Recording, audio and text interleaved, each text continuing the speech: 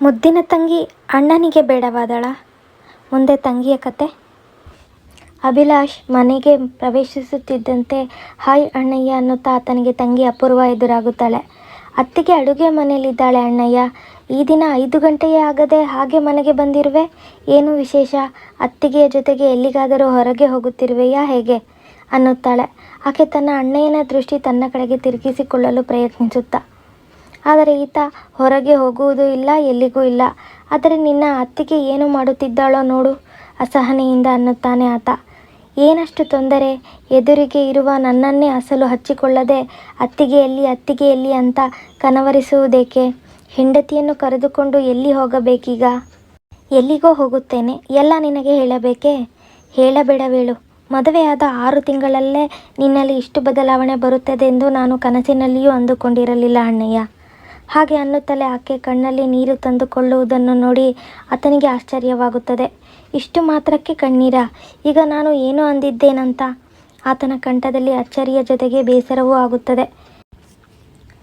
ನೀನೇನು ಅಂದಿಲ್ಲ ಅನ್ನುತ್ತಾ ಕಣ್ಣನ್ನು ಒರೆಸಿಕೊಳ್ಳುತ್ತಾ ತನ್ನ ಕೋಣೆಗೆ ಹೋಗುತ್ತಾಳೆ. ನೀವಾಗಲೇ ಬಂದಿದ್ದೀರಾ? ನೀವು ಬರುತ್ತೀರೆಂದು ನಿಮಗಾಗಿ ಫಲಹಾರ ರೆಡಿ ಮಾಡುತ್ತಲಿದ್ದೆ ಅನ್ನುತ್ತಾ ಅಡುಗೆ ಮನೆಯಿಂದ ಹಾಲಿಗೆ ಬರುತ್ತಾಳೆ ಲಾವಣ್ಯ. ಫಲಹಾರ ತಿನ್ನುವ ವೇಳೆ ಈಗಲ್ಲ, ಆದರೂ ನೀನು ಬೇಗ ರೆಡಿಯಾಗು. ಈಗ ನಾವು ಐಮ್ಯಾಕ್ಸ್ ಥಿಯೇಟರ್ನಲ್ಲಿ ನಡೆಯುತ್ತಿರುವ ಮ್ಯಾಟ್ರಿಕ್ಸ್ ರೆವಲ್ಯೂಷನ್ ಅನ್ನುವ ಸಿನಿಮಾ ನೋಡುವುದಕ್ಕೆ ಹೋಗುತ್ತಿದ್ದೇವೆ. ಇಲ್ಲಿ ನೋಡು, ಟಿಕೆಟ್ ತಂದಿದ್ದೇನೆ.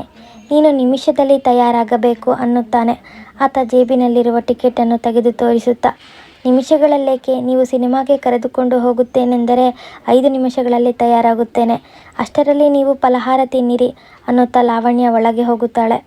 ನೀವು ಐಮ್ಯಾಕ್ಸ್ ಥಿಯೇಟರ್ಗೆ ಹೋಗುತ್ತೀರಾ? ಅದರಲ್ಲಿ ಸಿನಿಮಾ ನೋಡುವುದೆಂದರೆ ಬಹಳ ಅದ್ಭುತವಾಗಿರುತ್ತದೆಂದು ನೆನ್ನೆನೇ ನನ್ನ ಸಹಪಾಠಿ ವನಜಾ ಹೇಳಿದಳು. ನನ್ನನ್ನು ಕರೆದುಕೊಂಡು ಹೋಗುತ್ತೀಯಾ ಅಣ್ಣಯ್ಯ ಪ್ಲೀಸ್ ಅನ್ನುತ್ತಾಳೆ ಅಪೂರ್ವ. ಅವರ ಹತ್ತಿರಕ್ಕೆ ಬಂದು ಆತನ ಕೈಗಳನ್ನು ಹಿಡಿದುಕೊಂಡು, ಸಾರಿ ಅಪೂರ್ವ, 2 ಟಿಕೆಟನ್ನು ಮಾತ್ರ ತಂದಿರುವೆ. ಆದರೂ ವಾರದಲ್ಲೇ ಪರೀಕ್ಷೆ ಇಟ್ಟುಕೊಂಡು ಸಿನಿಮಾಕ್ಕೆ ಬರುತ್ತೀನಿ ಎನ್ನುತ್ತಿದ್ದೀಯಲ್ಲ, ನಿನಗೇನಾದರೂ ಬುದ್ಧಿ ಇದೆಯಾ? ಬುದ್ಧಿ ಇರುವವರೆಲ್ಲರೂ ಈ ದಿಕ್ಕುಗೆಟ್ಟ MA ಪರೀಕ್ಷೆಗಾಗಿ ದೊಡ್ಡದಾಗಿ ಕಷ್ಟಪಟ್ಟು ಓದುವುದು ಅವಶ್ಯಕತೆ ಇಲ್ಲ ಅಣ್ಣಯ್ಯ. ಪರೀಕ್ಷೆಗಳು ನಾಳೆ ಅಂದರೆ ಕೂಡ ಓದಿ ಪಾಸಾಗಬಹುದು, ಅದು ಫಸ್ಟ್ ಕ್ಲಾಸ್ನಲ್ಲಿ. ನಿನ್ನ ಮುಖ, ಮನೆಯಲ್ಲೇ ಕುಳಿತು ಸರಿಯಾಗಿ ಓದಿಕೋ ಪ್ಲೀಸ್ ಅಣ್ಣಯ್ಯ. ನನ್ನನ್ನು ಕೂಡ ನಿಮ್ಮ ಜೊತೆಗೆ ಐಮ್ಯಾಕ್ಸ್ ಥಿಯೇಟರ್ಗೆ ಕರೆದುಕೊಂಡು ಹೋಗುವುದಿಲ್ಲವಾ? ಐಮ್ಯಾಕ್ಸ್ ನೋಡಬೇಕೆನ್ನುವುದು ನನ್ನ ಕನಸಿನಂತಾಗಿದೆ. ನಿನಗೆ ತಕ್ಷಣದಲ್ಲಿ ಮದುವೆಯಾಗುತ್ತದೆ. ಭಾವನವರು ರೆಡಿಯಾಗಿ ಇದ್ದಾರೆ. ನೀನು MA ಪರೀಕ್ಷೆ ಬರೆಯುವುದೇ ತಡ. ನಿಮ್ಮವರೊಂದಿಗೆ ಮದುವೆಯಾಗಿ ನಿನ್ನ ಕನಸು ನಿಜವಾಗುತ್ತದೆ. ಇದು ಟೂ ಮಚ್ ಅಣ್ಣಯ್ಯ. ನಾನೀಗಲೇ ನಿಮ್ಮ ಜೊತೆ ಐಮ್ಯಾಕ್ಸ್ ಥಿಯೇಟರ್ ನೋಡಬೇಕು. ಇಲ್ಲಿಯವರೆಗೆ ನಿನ್ನ ಜೊತೆ ಕಲೆತು ಎಷ್ಟು ಸಿನಿಮಾ ನೋಡಿಲ್ಲ. ಈಗೇಕೆ ಹೀಗೆ ನನ್ನನ್ನು ತಪ್ಪಿಸುತ್ತಿದ್ದೀಯೋ ನನಗರ್ಥವಾಗುತ್ತಿಲ್ಲ.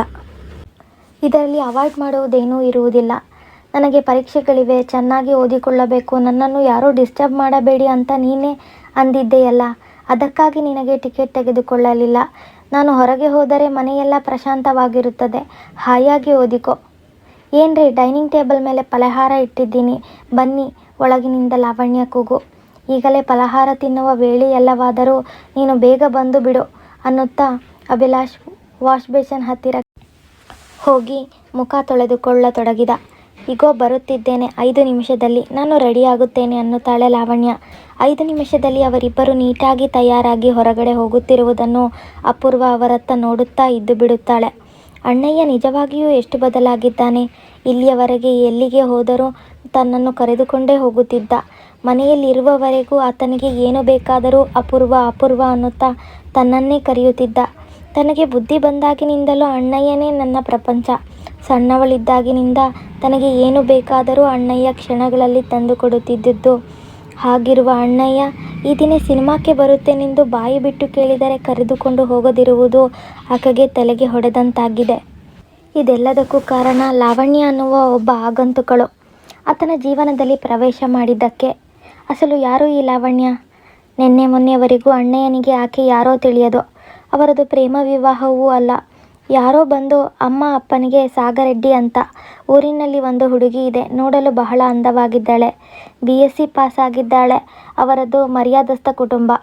ಆ ಹುಡುಗಿ ನಿಮ್ಮ ಹುಡುಗನಿಗೆ ಸರಿ ಹೋಗುತ್ತಾಳೆ ಅಂದರು ಅಷ್ಟೆ. ಹುಡುಗಿಯನ್ನು ನೋಡಲು ಹೋದರು. ತಾನೂ ಕೂಡ ಅಣ್ಣಯ್ಯನ ಹಿಂದೆ ಹೋಗುತ್ತಾಳೆ. ಅಪ್ಪ ಅಮ್ಮ ಕೂಡ ಬಂದರು. ಲಾವಣ್ಯನನ್ನು ಮೊದಲನೇ ಸಾರಿ ನೋಡಿದಾಗ ತನಗೆ ಆಕೆ ದೊಡ್ಡ ಅಂದಗಾತಿಯಾಗಿ ಕಾಣಿಸಲಿಲ್ಲ. ಜಸ್ಟ್ ಆವರೇಜ್ ಬ್ಯೂಟಿ ಅನ್ನಿಸಿತು. ಅಣ್ಣಯ್ಯ ಅಸಲು ಆಕೆಯನ್ನು ಇಷ್ಟಪಡುತ್ತಾನೆಂದುಕೊಳ್ಳಲಿಲ್ಲ. ಆದರೆ ಅಚ್ಚರಿ, ಅಣ್ಣಯ್ಯ ಓಕೆ ಮಾಡಿದ. ಆಕೆ ಏನಂತ ಚೆನ್ನಾಗಿದ್ದಾಳೆ ಅಂತ ಓಕೆ ಅಂದಿರಿ? ನನ್ನ ದೃಷ್ಟಿಯಲ್ಲಿ ಫಿಸಿಕಲ್ ಆಗಿ ಚೆನ್ನಾಗಿರುವುದು ಅಷ್ಟು ಮುಖ್ಯ ಅಲ್ಲ.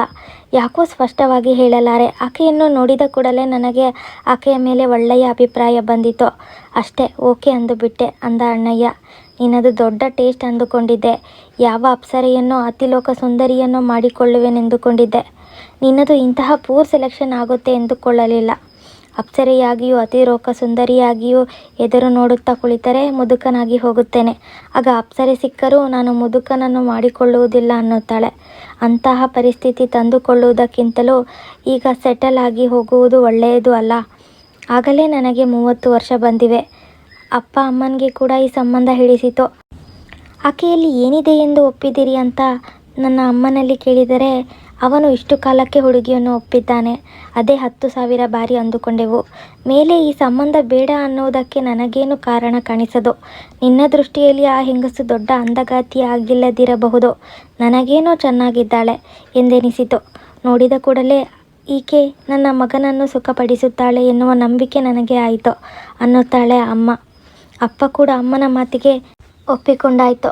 ಕಣ್ಣು ಮುಚ್ಚಿ ತೆರೆಯುವಷ್ಟರಲ್ಲಿ ಲಾವಣ್ಯನ ಜೊತೆ ಅಣ್ಣಯ್ಯನ ಮದುವೆ ಆಗಿ ಹೋಯಿತು. ಮದುವೆಯಾದ ಮರುಕ್ಷಣವೇ ಅಣ್ಣಯ್ಯ ಬದಲಾದ. ಆಕೆ ಅಣ್ಣಯ್ಯನ ಮೇಲೆ ಏನು ಮತ್ತೆ ಇರುವ ಔಷಧಿ ಚೆಲ್ಲಿರುವಳೋ. ಆದರೆ ಅನುಕ್ಷಣವೂ ಲಾವಣ್ಯ ಲಾವಣ್ಯ ಅನ್ನುತ್ತಾ ಆಕೆಯ ಹಿಂದೆ ತಿರುಗುವುದಕ್ಕೆ ಮೊದಲು ಮಾಡಿದ. ಸಣ್ಣವಳಿದ್ದಾಗಿನಿಂದ ಇರುವ ತಂಗಿಗಿಂತಲೂ ನೆನ್ನೆ ಮೊನ್ನೆ ಬಂದ ಹೆಂಡತಿ ಹೆಚ್ಚಿಗೆ ಎನ್ನುವಷ್ಟರ ಮಟ್ಟಿಗೆ ಅಣ್ಣಯ್ಯನ ಪರಿವರ್ತನೆಯನ್ನು ಆಕೆ ತಾಳಲಾರದಳು. ಅಪ್ಪ ಅಮ್ಮನವರದು ಹೈದರಾಬಾದ್ ಹತ್ತಿರದ ಒಂದು ಗ್ರಾಮ. ತಂದೆ ಅಲ್ಲಿಯೇ ಇದ್ದು ವ್ಯವಸಾಯ ಮಾಡುತ್ತಾನೆ. ತಾನೂ ಅಣ್ಣಯ್ಯನು ಸಣ್ಣವನಿದ್ದಾಗಿನಿಂದಲೂ ಸಿಟಿಯಲ್ಲಿಯೇ ಇದ್ದು ಓದಿದವರು. ಅಣ್ಣಯ್ಯ ತನಗಿಂತಲೂ 6 ವರ್ಷ ದೊಡ್ಡವನು. ಆತ ಇಂಜಿನಿಯರಿಂಗ್ ಪೋಸ್ಟ್ ಎಜುಕೇಷನ್ ಪೂರ್ತಿ ಆದ ಕೂಡಲೇ ಹೈದರಾಬಾದಿನಲ್ಲಿ ಇರುವ ಒಂದು ಖಾಸಗಿ ಇಂಜಿನಿಯರಿಂಗ್ ಕಾಲೇಜಿನವರು ಕೆಲಸ ಕರೆದುಕೊಟ್ಟಿದ್ದಾರೆ. ಆಗಿನಿಂದ ತನ್ನನ್ನು ಓದಿಸುವ ಬಾಧ್ಯತೆಯನ್ನು ಅವನೇ ತೆಗೆದುಕೊಂಡಿದ್ದಾನೆ. ಅಮ್ಮ ಅಪ್ಪ ಆಗಿಂದಾಗೆ ಬಂದು ಹೋಗುತ್ತಿರುತ್ತಾರೆ. ಕೆಲಸ ಸಿಕ್ಕಿದೆಯಲ್ಲ, ಮದುವೆ ಮಾಡಿಕೊಳ್ಳಲು ಏಕೆ ತಡ ಅಂತ ಅಣ್ಣಯ್ಯನ ಜೊತೆ ಅಮ್ಮ ಕೇಳಿದರೆ, ಆಗಲೇ ನನ್ನ ಮದುವೆಗೇನು ಅವಸರ, ಅಪೂರ್ವ ಓದು ಕೂಡ ಆಗಿ ಹೋಗಲೆಂದು ಅಂದ ಅಣ್ಣಯ್ಯ. ತನಗಾಗಿ ಮದುವೆಯನ್ನು ಮುಂದಕ್ಕೆ ಹಾಕಿದ ಅಣ್ಣಯ್ಯ ಈಗ ಹೀಗೆ ಬದಲಾಗುವುದೆಂದರೇನು? ತನಗೆ ಬುದ್ಧಿ ಬಂದಾಗಿನಿಂದಲೂ ತನ್ನ ಆಲನೆ ಪಾಲನೆ ಅಣ್ಣನೇ ಮಾಡಿದ್ದಾನೆ. ಕ್ಷಣವೂ ಕಣ್ಣು ರೆಪ್ಪೆಯಂತೆ ಕಾಪಾಡಿದ್ದಾನೆ. ಪೂರ್ತಿಯಾಗಿ ತನ್ನವನೆಂದುಕೊಂಡಿದ್ದ ಅಣ್ಣ ಈಗ ಪೂರ್ತಿಯಾಗಿ ಬೇರೆಯವನಾಗಿರುವುದನ್ನು ಜೀರ್ಣಿಸಿಕೊಳ್ಳಲಾಗುವುದಿಲ್ಲ. ಹೀಗೆ ಆಗುವುದಕ್ಕೆ ಕಾರಣ ತಮ್ಮ ಮಧ್ಯದಲ್ಲಿ ಎಲ್ಲಿಂದಲೋ ಅಕಸ್ಮಾತ್ತಾಗಿ ತೋರಿದ ಆ ಆಗಂತುಕಳೆ. ಆ ಕ್ಷಣದಲ್ಲಿ ಆಕೆಗೆ ಲಾವಣ್ಯ ಒಂದು ದೆವ್ವನೋ ಭೂತನೋ, ಒಂದು ಬ್ರಹ್ಮರಾಕ್ಷಸಿಯಂತೆ ಕಾಣಿಸಿದಳು. ತನ್ನೊಬ್ಬಳನ್ನೇ ಮನೆಯಲ್ಲಿ ಬಿಟ್ಟು ನಾವಿಬ್ಬರೂ ಹೀಗೆ ಹೊರಗೆ ಬರುವುದು ನಿಮ್ಮ ತಂಗಿಗೆ ಇಷ್ಟವಿಲ್ಲವೆಂದೆನಿಸುತ್ತದೆ ಅನ್ನುತ್ತಾ ಲಾವಣ್ಯ ಆತನು ನಡೆಸುತ್ತಿದ್ದ ಸ್ಕೂಟರಿನ ಹಿಂದೆ ಕುಳಿತು ಆತನ ನಡುವಿನ ಸುತ್ತಲೂ ಕೈಯನ್ನು ಹಾಕುತ್ತಾ ಹೇಳುತ್ತಾಳೆ. ಅವಳಿಗೆ ಸಿನಿಮಾಗಳ ಹುಚ್ಚು ಬಹಳ ಇದೆ. ಆದರೆ ಪರೀಕ್ಷೆಗಳು ಹತ್ತಿರ ಬರುತ್ತಿವೆಯಲ್ಲ ಅನ್ನುತ್ತಾನೆ ಅಭಿಲಾಷ್ ಟ್ಯಾಂಕ್ ಬಂಡದ ಮೇಲೆ ಸ್ಕೂಟರ್ ಓಡಿಸುತ್ತಾ. ಹೌದು, ನೆನ್ನೆನೇ ಏನೋ ಸಿನಿಮಾಗಳ ಮಾತು ಬಂದರೆ ನನ್ನ ಪರೀಕ್ಷೆಗಳಾಗುವವರೆಗೂ ನನ್ನನ್ನು ಯಾರೂ ಸಿನಿಮಾಗೆ ಬಾ ಅಂತ ಆಸಕ್ತಿ ಕೆರಳಿಸಬೇಡಿ ಅಂದಳು. ಆದರೆ ನಾನು ಸಿನಿಮಾಕ್ಕೆ ಹೋಗುತ್ತಿರುವೆನೆಂದು ಕೂಡಲೇ ತನಗೂ ಬರುವ ಆಸೆಯಾಯಿತು. ಹೇಳಿದರೆ ನೀವು ಬೇರೆ ಅರ್ಥ ಮಾಡಿಕೊಳ್ಳುತ್ತೀರೇನೋ. ನಿಮ್ಮ ತಂಗಿ ಆಗಿ ಹೋಗಿದೆಯಲ್ಲ, ಹೇಳು.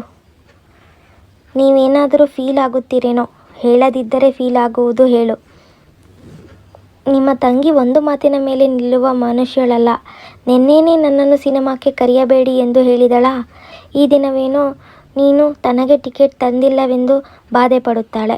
ಏನು ಬಾಧೆ ಪಡುವುದಿಲ್ಲ. ನಮ್ಮ ಮುಂದೆ ಹಾಗೆ ಬಿಹೇವ್ ಮಾಡುತ್ತಿರುವಳಾಗಲಿ ಈಗಾಗಲೇ ಮರೆತು ಹೋಗಿ ಓದಿನಲ್ಲಿ ಮುಳುಗಿರುತ್ತಾಳೆ. ಏನೋ ಹೇಳಿ ಆಕೆ ಕೆಲವು ಸಾರಿ ವಿಚಿತ್ರವಾಗಿ ವ್ಯವಹರಿಸುತ್ತಾಳೆ. ಆಕೆಯ ಜೊತೆ ಹೇಗಿರಬೇಕೋ ನನಗೆ ಅರ್ಥವಾಗುವುದಿಲ್ಲ. ಅಂದರೆ ಒಂದೊಂದು ಸಾರಿ ಬಹಳ ಚೆನ್ನಾಗಿ ಬೆರೆಯುತ್ತಾ ಪ್ರೇಮದಿಂದ ಇರುತ್ತಾಳೆ. ಅತ್ತಿಗೆ ಎತ್ತಿಗೆ ಅನ್ನುತ್ತಾ ಬಹಳ ಆತ್ಮೀಯತೆಯಿಂದ ನನ್ನ ಸುತ್ತಲೂ ತಿರುಗುತ್ತಾಳೆ. ಆಕೆ ಹಾಗೆ ಇದ್ದಾಗ ನನಗೆ ಕೂಡ ಆಕೆ ನನ್ನ ಒಡ ಹುಟ್ಟಿದವಳೆಂದೆನಿಸುತ್ತದೆ. ಆದರೆ ಆಕೆಯಲ್ಲಿ ಸಮಸ್ಯೆ ಏನೆಂದರೆ ಯಾವಾಗಲೂ ಹಾಗೆಯೇ ಇರುವುದಿಲ್ಲ. ಸುಮ್ಮನೆ ಪುಣ್ಯಕ್ಕೆ ಒಂದು ಆಡಿದ ಮಾತನ್ನು ಇನ್ನೊಂದು ಅರ್ಥ ಮಾಡಿಕೊಂಡು ಫೀಲ್ ಆಗುತ್ತಾಳೆ. ಬಾಯಿಗೆ ಬಂದಂತೆ ಮಾತನಾಡಿ ನಮ್ಮನ್ನು ಹರ್ಟ್ ಮಾಡುತ್ತಾಳೆ. ಪ್ರೇಮದಲ್ಲಿ ಅಂದ ಮಾತಿಗೆ ಕೂಡ ಬೇರೆ ಅರ್ಥಗಳನ್ನು ಕಲ್ಪಿಸುತ್ತಾಳೆ. ಏನೇನೋ ಹಳ್ಳಿ ಊರಿನವಳಂತೆ, ಓದು ಬರಹ ಬರದವಳಂತೆ, ಅಸಭ್ಯ ಸಂಸ್ಕಾರಗಳನ್ನು ತಿಳಿದವಳಂತೆ, ತಾನೇನೋ ದೊಡ್ಡ ಸಿಟಿಯಲ್ಲಿ ಇರುವವಳಿದ್ದ ಹಾಗೆಯೂ ಸಭ್ಯತೆ ಸಂಸ್ಕಾರಗಳು ಗೊತ್ತಿರುವೆಯಂತೆಯೂ ಪ್ರವರ್ತಿಸುತ್ತಾಳೆ. ಆಕೆಯನ್ನು ಹೇಗೆ ಅರ್ಥ ಮಾಡಿಕೊಳ್ಳಬೇಕೋ ನನಗೆ ಅರ್ಥವಾಗುವುದಿಲ್ಲ. ಇದರಲ್ಲಿ ಅಷ್ಟು ಅರ್ಥವಾಗದಿರುವುದೇನಿಲ್ಲ. ಅವಳ ಜೊತೆ ನೀನು ಮಾಮೂಲು ಆಗಿಯೇ ಇರೋ. ಇನ್ನು ತಿಂಗಳಲ್ಲೇ ಅವಳ ಮದುವೆಯಾಗುತ್ತೆ. ನಮ್ಮ ಸೋದರತ್ತೆಯ ಮಗ ಅನುರಾಗ್ ಅವಳನ್ನು ಮದುವೆ ಮಾಡಿಕೊಳ್ಳಲು ರೆಡಿಯಾಗಿ ಇದ್ದಾನೆ. ಅವಳ MA ಪರೀಕ್ಷೆಗಳನ್ನು ಬರೆದ ಕೂಡಲೇ ಅವಳ ಮದುವೆಗೆ ಮುಹೂರ್ತ ಇಡುತ್ತೇವೆ. ಮದುವೆಯಾದರೆ ಅವಳು ಬಹಳ ಬದಲಾಗುತ್ತಾಳೆ. ಬದಲಾದರೆ ಸಂತೋಷವೇ. ಈ ದಿನ ನಾನೇ ಸಣ್ಣ ಪೊರಪಾಟು ಮಾಡಿದ್ದೇನೇನೋ. ಏನು ಮಾಡಿದಿರಿ? ಅವಳಿಗೆ ಕೂಡ ಟಿಕೆಟ್ ತಂದಿದ್ದರೆ ಆಗುತ್ತಿತ್ತು. ಐಮ್ಯಾಕ್ಸ್ ಥಿಯೇಟರ್ನಲ್ಲಿ ನಾನೊಮ್ಮೆ ಪಿಕ್ಚರ್ ನೋಡೋಣ ಅಣ್ಣಯ್ಯ ಅಂತ ಬಹಳ ಸಾರಿ ಹೇಳಿದ್ದಳು. ನನಗೇ ತಿಳಿಯಲಿಲ್ಲ. ಆಕೆಗೆ ಕೂಡ ಟಿಕೆಟು ತರಲಿಲ್ಲವೆಂದು ಬಾಧೆ ಪಡುತ್ತೀರಾ? ಹೌದು. ಈ ದಿನ ಅವಳಿಗೆ ಹೆಚ್ಚಿಗೆಯಾಗಿಯೇ ಹರ್ಟಾಗಿರುತ್ತದೆ. ಆಕೆ ಹರ್ಟಾದಳು ಅಂತ ಬಾಧೆ ಪಡುತ್ತೀರಾ? ಆದರೆ ಈ ಒಂದು ಸ್ಕೂಟರ್ ಮೇಲೆ ಮೂವರು ಹೇಗೆ ಹೋಗಬೇಕಾಗಿತ್ತು? ಆಟೋದಲ್ಲಿ ಹೋಗುತ್ತಿದ್ದೆವು. ಓಹೋ ಹಾಗ ಅನ್ನುತ್ತಲೇ ಆಕೆ ಆತನ ನಡುವಿನ ಸುತ್ತಲೂ ಹಾಕಿದ್ದ ತನ್ನ ಎಡಗೈಯನ್ನು ತೆಗೆದುಕೊಂಡು ಆತನಿಗೆ ಸ್ವಲ್ಪ ದೂರವಾಗಿ ಜರುಗಿ ಕುಳಿತಳು. ಕೆಂಪಾಗಿ ಬದಲಾವಣೆ ಹೊಂದಿ ಹುಸೇನ್ ಸಾಗರದೊಳಗೆ ಮುಳುಗಿ ಹೋಗುತ್ತಿರುವ ಸೂರ್ಯನ ಕಿರಣಗಳು ಬದಲಾವಣೆಯಾದ ಆಕೆಯ ಮುಖದ ಸುಕ್ಕುಗಳನ್ನು ಸ್ಪಷ್ಟವಾಗಿ ತೋರಿಸಿದಂತಾಯಿತು. ಅವರಿಬ್ಬರು ಸಿನಿಮಾ ನೋಡಿ ಒಂದು ಹೋಟೆಲ್ನಲ್ಲಿ ಊಟ ಮಾಡಿ ಮನೆಗೆ ಬರುವುದರಲ್ಲಿ ರಾತ್ರಿ 10:30 2-3 ಬಾರಿ ಕಾಲಿಂಗ್ ಬೆಲ್ ರಿಂಗಾದ ಮೇಲೆ ಅಪೂರ್ವ ಬಂದು ಬಾಗಿಲು ತೆರೆದಳು. ಅವರು ಹೊರಗೆ ಹೋದಾಗಿನಿಂದ ಇಲ್ಲಿಯವರೆಗೆ ಆಕೆಯ ರೂಪದಲ್ಲಿ ಆದ ಬದಲಾವಣೆ ಅವರನ್ನು ಅಚ್ಚರಿಗೊಳಿಸಿತು. ಆಕೆ ತಲೆಯೆಲ್ಲ ಕೆದರಿ ಬದಲಾಗಿತ್ತು. ಕೆಂಪು ರೇಖೆಯಿಂದ ಕಣ್ಣುಗಳು ಊದಿಕೊಂಡಿದ್ದವು. ಮುಖವೆಲ್ಲ ಕಿವಿಚಿದಂತೆ ಕಳಾಹೀನವಾಗಿ ಬದಲಾಗಿತ್ತು. ಆಕೆ ಬಾಗಿಲು ತೆಗೆದ ತಕ್ಷಣ ತನ್ನ ಕೋಣೆಗೆ ಹೋಗಿ ಮಲಗುತ್ತಾಳೆ. ನೀನಾಗಲೇ ಮಲಗಿದ್ದೀಯಾ? ಓದುತ್ತಿರುವೆ ಎಂದುಕೊಂಡೆ ಅನ್ನುತ್ತಾ ಅಭಿಲಾಷ್ ಆಕೆ ಮಲಗಿದ್ದ ಕೋಣೆಗೆ ಹೋಗುತ್ತಾನೆ. ಆಕೆ ತುಂಬ ಬ್ಲಾಂಕೆಟ್ಟನ್ನು ಹೊದ್ದುಕೊಂಡು ನಿಶ್ಶಬ್ದವಾಗಿ ಇರುತ್ತಾಳೆ. ಏನಾಗಿದೆ ಅಪೂರ್ವ? ಅರಚಿದಂತೆ ಕೂಗಿದ ಆತ. ಏನೂ ಆಗಿರುವುದಿಲ್ಲ ಅನ್ನುತ್ತಾಳೆ ಆಕೆ ಬೇಸರದಿಂದ. ಏಕೆ ಹಾಗೆ ಇರುವೆ? ಬಹಳ ತಲೆನೋಯುತ್ತಿದೆ. ಒಂದು ಸ್ಯಾರಡಾನ್ ಮಾತ್ರೆ ತೆಗೆದುಕೊಳ್ಳಲಿಲ್ಲವಾ? ತೆಗೆದುಕೊಂಡಿದ್ದೇನೆ. ಕಡಿಮೆಯಾಗಲಿಲ್ಲವಾ? ಕಡಿಮೆ ಆಗಿಲ್ಲ. ಇದು ನನ್ನನ್ನು ಕೊಲ್ಲುತ್ತಿದೆ. ಡಾಕ್ಟರ್ ಅವರ ಹತ್ತಿರ ಹೋಗೋಣವಾ? ಬೇಕಾಗಿಲ್ಲ. ಇನ್ಯಾವುದಾದರೂ ಮಾತ್ರೆ ತಂದು ಕೊಡಲಾ? ಬೇಡ, ನನ್ನನ್ನು ಹೀಗೆಯೇ ಬಿಟ್ಟರೆ ಒಳ್ಳೆಯದು ಅಣ್ಣಯ್ಯ, ಪ್ಲೀಸ್. ಊಟ ಮಾಡಿದೀಯಾ? ಅಪೂರ್ವ ಊಟ ಮಾಡಿರುವುದಿಲ್ಲ ರೀ. ನಾವು ಹೋಗುವಾಗ ಡೈನಿಂಗ್ ಟೇಬಲ್ ಮೇಲೆ ಇಟ್ಟಿರುವವೆಲ್ಲ ಹೇಗೆ ಇಟ್ಟಿದ್ದೇನೋ ಹಾಗೆಯೇ ಇವೆ ಅನ್ನುತ್ತಾಳೆ ಲಾವಣ್ಯ. ಆ ಕೋಣೆಗೆ ಬರುತ್ತಾಳೆ. ಆಗ ಊಟ ಮಾಡಿದ್ದೇನೆ ಎಂದು ಸುಳ್ಳನ್ನೇಕೆ ಹೇಳುವೆ ಅನ್ನುತ್ತಾನೆ ಅಭಿಲಾಷ್. ಅಪೂರ್ವ ಮುಖದ ಮೇಲೆ ಹೊದ್ದುಕೊಂಡ ಬ್ಲಾಂಕೆಟ್ಟನ್ನು ತೆಗೆಯುತ್ತಾ, ನನಗೆ ಊಟ ಬೇಡ, ನನ್ನನ್ನು ಹೀಗೆಯೇ ಬಿಡಿರಿ ಪ್ಲೀಸ್. ನನ್ನ ಶಕ್ತಿಯೆಲ್ಲ ಕೂಡಿಸಿ ಜೋರಾಗಿ ಕೂಗಿದಳಾಕೆ. ಏಕೆ ಹಾಗೆ ಅರಚುವೆ? ನೀನು ಹುಚ್ಚಳಾಗುತ್ತಿರುವೆಯಾ? ನಿನಗೇನಾದರೂ ಹುಚ್ಚು ಹಿಡಿದಿದೆಯಾ? ಜೋರಾಗಿ ಅನ್ನುತ್ತಾನೆ ಅಭಿಲಾಷ್. ಆತನ ಕಂಠದಲ್ಲಿ ಬೇಸರ ಹಾಗೂ ಕೋಪದ ಧ್ವನಿ ಇತ್ತು. ಹೌದು, ನನಗೆ ಹುಚ್ಚು ಹಿಡಿಯುತ್ತಿದೆ. ನೀವ್ಯಾರೂ ಈ ಹುಚ್ಚಿ ಹತ್ತಿರಕ್ಕೆ ಬರಬೇಡಿ. ನನ್ನನ್ನು ಹೀಗೆಯೇ ಬಿಟ್ಟು ಹೋಗಿ ಪ್ಲೀಸ್. ಗೆಟ್ ಔಟ್, ಹೊರಗೆ ಹೋಗಿ ಅನ್ನುತ್ತಾ ಆಕೆ ಮತ್ತೆ ಜೋರಾಗಿ ಅರಚಿದಳು. ಅವರಿಬ್ಬರು ಒಬ್ಬರ ಮುಖವನ್ನೊಬ್ಬರು ನೋಡಿಕೊಳ್ಳುತ್ತಾ ಆ ಕೋಣೆಯಿಂದ ಹೊರಗೆ ಹೋದರು. 1 ತಿಂಗಳು ದಿನಗಳು ಕಳೆದವು. ಅಪೂರ್ವಳ ಪರೀಕ್ಷೆಗಳು ಆಗುತ್ತಿದ್ದಂತೆ ಆಕೆಯ ಮದುವೆ ಆಯಿತು. ಆಕೆಯ ಗಂಡ ಅನುರಾಗ್ ಕಳೆದ ವರ್ಷದಲ್ಲಿ MTech ಮಾಡಿ ಅಭಿಲಾಷೆಯಂತೆ ಒಂದು ಖಾಸಗಿ ಇಂಜಿನಿಯರಿಂಗ್ ಕಾಲೇಜಿನಲ್ಲಿ ಉಪನ್ಯಾಸಕನಾಗಿ ಸೇರಿದ್ದಾನೆ. ಅನುರಾಗಿಗೆ 3 ತಂಗಿಯರು. ಅವರು ಸಿಟಿಯಲ್ಲಿ ಓದಿಕೊಳ್ಳುತ್ತಾ ಅವರ ಅಣ್ಣನ ಹತ್ತಿರವೇ ಇರುತ್ತಾರೆ. ಸಂಸಾರಕ್ಕೆ ಬಂದ ಮೊದಲಿನ ದಿನವೇ ಗಂಡನ ಜೊತೆ ಅಪೂರ್ವ, ಈ 3 ಶನಿಗಳು ಯಾವಾಗಲೂ ನಮ್ಮ ಜೊತೆ ಇರುತ್ತಾರಾ ಅನ್ನುತ್ತಾಳೆ. ಆತ ಆಕೆಯ ಕಂಠದಿಂದ ಧ್ವನಿಯಾಗುತ್ತಿರುವ ಕಠೋರತೆಯನ್ನು ಹಿಡಿದುಕೊಂಡು, ಹೌದು, ಅವರು ಮದುವೆಯಾಗುವವರೆಗೂ ನಮ್ಮ ಜೊತೆಗೇ ಇರುತ್ತಾರೆ, ತಪ್ಪುವುದಿಲ್ಲ ಅನ್ನುತ್ತಾನೆ. ನಿಮಗೆ ತಂಗಿಯರೆಂದರೆ ಹುಚ್ಚು ಪ್ರೇಮವಿದೆಯೇ? ನೀವು ಆದರ್ಶ ಅಣ್ಣನವರೆನ್ನಬಹುದು. ಪ್ರೇಮಕ್ಕಿಂತಲೂ ಬಾಧ್ಯತೆ ಹೆಚ್ಚಿಗೆ ಎಂದರೆ ನಿಜವೆಂದುಕೊಳ್ಳುತ್ತೇನೆ. ಎರಡೂ ಒಂದೇ ಹೇಳಿ ಅನ್ನುತ್ತಾಳೆ ಆಕೆ ಮುಖ ತಿರುಗಿಸುತ್ತಾ. 1 ತಿಂಗಳ ತರುವಾಯ ಒಂದು ದಿನ ಅನುರಾಗ್ ಆಫೀಸಿನಿಂದ ಮನೆಗೆ ಬರುತ್ತಲೇ ಅಪೂರ್ವಳನ್ನು ನೋಡಿ ಬಹಳ ಉತ್ಸಾಹದಿಂದ, ನಾವೆಲ್ಲ ಈ ದಿನ ಸಿನಿಮಾಕ್ಕೆ ಹೋಗೋಣ ಅನ್ನುತ್ತಾನೆ. ಜೇಬಿನಿಂದ ಟಿಕೆಟ್ಗಳನ್ನು ತೆಗೆದು ತೋರಿಸುತ್ತಾ, ಎಲ್ಲರೂ ಅಂದರೆ ಅನ್ನುತ್ತಾಳೆ ಅಪೂರ್ವ. ನಾವಿಬ್ಬರು ಪ್ಲಸ್ ನಮ್ಮ 3 ಸಹೋದರಿಯರು ಅನ್ನುತ್ತಾನಾತ. ಓಹೋ, ಮಂದೆಯನ್ನೇ ಹೊಡೆದುಕೊಂಡು ಹೋಗುವಿರೆಂದ ಹಾಗಾಯಿತು. ನಾನು ಬರುವುದಿಲ್ಲ, ನೀವು ಹೋಗಬಹುದು ಅನ್ನುತ್ತಲೇ ಆಕೆ ತನ್ನ ಕೋಣೆಗೆ ಹೊರಟು ಹೋದಳು. ನಾವು ಯಾವ ಸಿನಿಮಾಕ್ಕೆ ಹೋಗುತ್ತಿದ್ದೇವೆ ಅಣ್ಣ ಅನ್ನುತ್ತಾಳೆ. ಅಲ್ಲಿ ಇದ್ದ ಆತನ ಎಲ್ಲರಿಗಿಂತಲೂ ಚಿಕ್ಕ ತಂಗಿ ರಮ್ಯಾ ಬಹಳ ಸಂತೋಷ ಪಡುತ್ತಾ, ಈಗಲೇ ಹೇಳುವೆ ಅನ್ನುತ್ತಾ ಆತ ಅಪೂರ್ವ ಹೋದ ಕೋಣೆಗೆ ಹೋದ. ನಾವು ಹೋಗುತ್ತಿರುವುದು ಸಿನಿಮಾ ಥಿಯೇಟರ್ಗೆ. ಆ ಥಿಯೇಟರ್ನಲ್ಲಿ ಸಿನಿಮಾ ನೋಡೋಣವೆಂದು ಬಹಳ ಸಾರಿ ಅಂದಿದ್ದೆಯಲ್ಲ, ಅದಕ್ಕೆ ಈ ದಿನ ಕೆಲಸ ಬಿಟ್ಟು ಅಲ್ಲಿಗೆ ಹೋಗಿ ಟಿಕೆಟ್ ತಂದಿದ್ದೇನೆ. ಬೇಗ ತಯಾರಾಗು, ಹೋಗುವ. ನಾನು ಬರುವುದಿಲ್ಲವೆಂದು ಹೇಳಿದ್ದೇನಲ್ಲ, ನೀವು ಹೋಗಿರಿ. ಏಕೆ ಬರುವುದಿಲ್ಲ? ಬರುವುದಿಲ್ಲ ಅಷ್ಟೇ. ನೀನು ಬರದೇ ಇದ್ದರೆ ನಾನೂ ಹೋಗುವುದಿಲ್ಲ. ಅಸಲು ಈ ಕಾರ್ಯಕ್ರಮ ಹಾಕಿದ್ದು ನಿನಗಾಗಿಯೇ. ಪಾಪ. ನಿಜ ಅಪೂರ್ವ, ನಿನಗಾಗಿಯೇ. ನಾನು ಈ ದಿನ ಪ್ರಿನ್ಸಿಪಾಲ್ ರವರಿಗೆ ಹೇಳಿ ಕಾಲೇಜಿನಿಂದ ಬೇಗ ಹೊರಟು ಥಿಯೇಟರ್ಗೆ ಹೋಗಿ ಟಿಕೆಟ್ ತೆಗೆದುಕೊಂಡು ಬಂದಿದ್ದೇನೆ. ಮುಂದೆ ನಿನಗೇಕೆ ಹೇಳಿಲ್ಲವೆಂದರೆ ನಿನ್ನನ್ನು ಅಚ್ಚರಿಪಡಿಸುವ ಎಂದು. ನನ್ನನ್ನು ಬಹಳ ಅಚ್ಚರಿಪಡಿಸಿದ್ದೀರಿ. ನೀವು ಮಾಡಿದ ಅಚ್ಚರಿಯಿಂದ ನಾನಿನ್ನೂ ಚೇತರಿಸಿಕೊಂಡಿಲ್ಲದಿರುವುದರಿಂದ ನೀವು ಹೋಗಿ ಬನ್ನಿ. ನೀನು ಬರದೇ ಇದ್ದರೆ ನಾನೂ ಹೋಗುವುದಿಲ್ಲ. ಏಕೆ ಹೋಗುವುದಿಲ್ಲ? ತಪ್ಪದಂತೆ ಹೋಗುತ್ತೀರಿ. ನಿಮ್ಮ 3 ಮುದ್ದು ತಂಗಿಯರು ನಿಮ್ಮ ಭುಜದ ಮೇಲೆ ಕೂರಿಸಿಕೊಂಡು ಚೆನ್ನಾಗಿ ಹೋಗಿ ಬನ್ನಿ. ಆದರ್ಶ ಅಣ್ಣನವರನ್ನು ನಮ್ಮ ಸಿಟಿಯೆಲ್ಲ ಘನವಾಗಿ ಸನ್ಮಾನ ಮಾಡುತ್ತದೆ. ನನಗೇನು ಸನ್ಮಾನಗಳು ಬೇಡ, ಆದರೆ ನೀನು ಬೇಗ ರೆಡಿಯಾಗು. ಏಕೆ ಬೇಡ? ತಂಗಿಯರಿಗಾಗಿ ಪ್ರಾಣ ಕೊಡುವ ಅಣ್ಣನವರು ಇದ್ದಾರೆಂದು ಲೋಕವೆಲ್ಲ ನಿಮ್ಮನ್ನು ಕೀರ್ತಿಗೊಳಿಸಬೇಕಲ್ಲ. ಹೋಗಲಿ ಬಿಡು, ನಾವಿಬ್ಬರೇ ಹೋಗೋಣ. ಬರ್ತೀಯಾ? ಬರುವುದಿಲ್ಲ. ಹೆಣ್ಣು ಮಕ್ಕಳ ಹುರಿದು ಮುಕ್ಕುತ್ತಾಳೆಂದು ಲೋಕವೆಲ್ಲ ನನ್ನನ್ನು ಆಡಿಕೊಳ್ಳಲೆಂಬುದು ನಿಮ್ಮ ಪ್ಲಾನಾ? ಅದೇನೂ ಇಲ್ಲ. ನಿನ್ನನ್ನು ಯಾರೂ ಆಡಿಕೊಳ್ಳುವುದಿಲ್ಲ. ನಾವಿಬ್ಬರೇ ಹೋಗುವ ನೋಡು. ಈ 3 ಟಿಕೆಟ್ಗಳನ್ನು ತೆಗೆದು ಹರಿದು ನೆಲದ ಮೇಲೆ ಹಾಕಿದ. ಈಗಲಾದರೂ ಜಾಗ್ರತೆಯಾಗಿ ತಯಾರಾಗುತ್ತೀಯಾ ಅನ್ನುತ್ತಾನೆ ಆಕೆಯ ಕಡೆ ನೋಡುತ್ತಾ, ಪ್ರಾರ್ಥಿಸಿಕೊಳ್ಳುತ್ತಾ. ನೀವು ಅವಸರವಾಗಿ ಆ ಟಿಕೆಟ್ಗಳನ್ನು ಹರಿದು ಹಾಕಿದಿರಿ. ನನಗಾಗಿ ನೀವು ನಿಮ್ಮ ತಂಗಿಯರ ಮೇಲಿರುವ ಪ್ರೀತಿಯನ್ನು ತ್ಯಾಗ ಮಾಡಬೇಡಿ. ನಿಮ್ಮಂತಹ ಆದರ್ಶ ಅಣ್ಣಯ್ಯನಿಂದ ತಂಗಿಯರನ್ನು ಬೇರೆ ಮಾಡುವಂತಹ ರಾಕ್ಷಸಿ ನಾನು ಅಲ್ಲ. ಇಷ್ಟಕ್ಕೂ ಈಗೇನೆನ್ನುತ್ತೀರಿ? ಸಿನಿಮಾಕ್ಕೆ ಬರುತ್ತೀಯಾ ಇಲ್ವಾ? ಬರುವುದಿಲ್ಲ ಅಷ್ಟೇನಾ? ಅಷ್ಟೇ. ಕೊನೆಯ ಸಾರಿ ಹೇಳುತ್ತಿದ್ದೇನೆ. ಅಷ್ಟೇನಾ? ನಿನ್ನ ನಿರ್ಣಯ ಬದಲಾಗದ? ಅಷ್ಟೇ ಬದಲಾಗೋದು. ದೆನ್ ಗೋ ಟು ಹೆಲ್ ಅನ್ನುತ್ತಲೇ ಆತನು ಉಳಿದ 2 ಟಿಕೆಟ್ಗಳನ್ನು ಕೂಡ ಹರಿದು ಹಾಕಿ ಆಕೆಯ ಮೇಲೆ ಒಗೆದು ಆ ಕೋಣೆಯಿಂದ ಬೇಸರದಿಂದ ಹೊರಗೆ ಬರುತ್ತಾನೆ. ಅಪೂರ್ವ ಮಾಡಿದ್ದು ಸರಿನಾ ತಪ್ಪಾ ಅನ್ನೋದನ್ನು ನೀವು ಕಮೆಂಟ್ ಮೂಲಕ ತಿಳಿಸಿ. ಅವಳ ಮನಸ್ಸಲ್ಲಿ ಏನಿರಬಹುದು? ಯಾಕೆ ಅವಳು ಸಿನಿಮಾಗೆ ಗಂಡನ ಜೊತೆ ಹೋಗಲಿಲ್ಲ? ಅವಳ ಮನಸ್ಸಲ್ಲಿ ಕಾಡ್ತಾ ಇರೋ ದುಃಖವಾದರೂ ಏನು? ನಿಮ್ಮ ಅನಿಸಿಕೆ ಏನೇ ಇದ್ರೂ ಕಮೆಂಟ್ನಲ್ಲಿ ತಿಳಿಸಿ. ಹಾಗೆ ಕಥೆನ ಪೂರ್ತಿ ಕೇಳಿದ್ದಕ್ಕೆ ಧನ್ಯವಾದಗಳು.